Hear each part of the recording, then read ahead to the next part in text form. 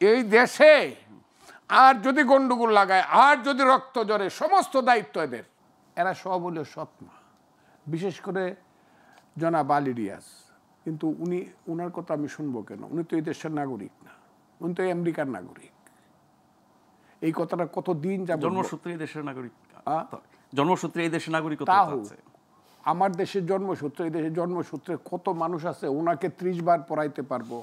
আমি চ্যালেঞ্জ করলাম, উনি আমার সামনে আইসা বসুক উনার মতো। আমি তো লেখাপড়া জানি না, আমার সামনে আইসা বসুক। উনি আমার অভিজ্ঞতার সামনে যদি বসতে পারে, আমি আর বলতে চাই না। উনি কেন আমাদের দেশের একজন সংবিধান সংস্কারক হিসাবে দাঁড়াবেন?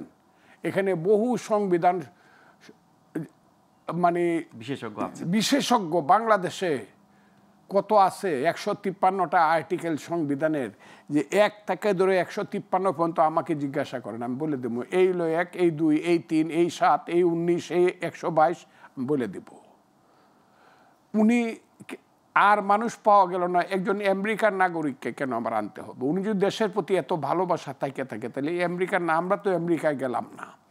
2 বার আমি ফজলুর রহমান ইংল্যান্ডের নাগরিক হওয়ার 1979 সন 89 সন আমি ইংল্যান্ডে থাকার সুবিধা পাইছি নাগরিক হওয়ার।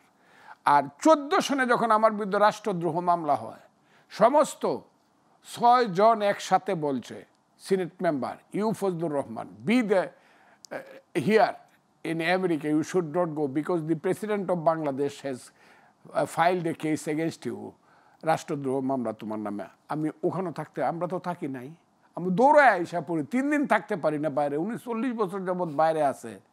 অত মজায় আমেরিকাতে, এখানে আইসা যেভাবে কথা কইল উনি, এই কথাগুলো সব হলো গোলমাল লাগানোর কথা।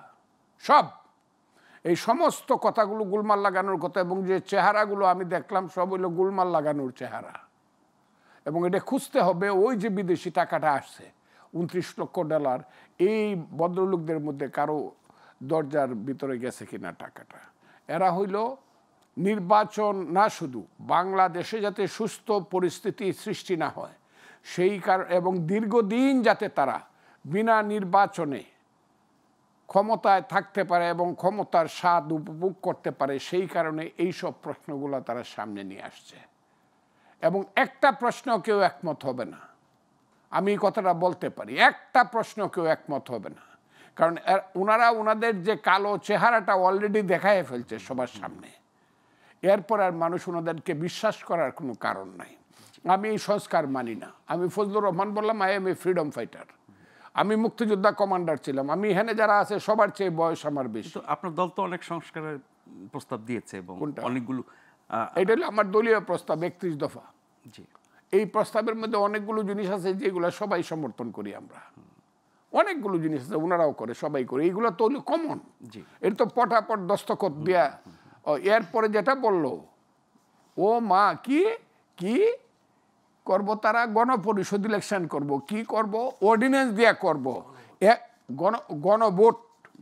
প্রথমে বলছে অর্ডিন্যান্স দিয়া করা যাবে কিনা, পরে বলছে গণভোট, এরপরে বলছে গণপরিষদের ইলেকশন। এই দেশে আর যদি গন্ডগোল লাগায় আর যদি রক্ত ঝরে সমস্ত দায়িত্ব এদের, সমস্ত দায়িত্ব এদের। এবং এই দায়িত্ব তাদের ইউনূস সাহেব সহ তাদেরকে নিতে হবে।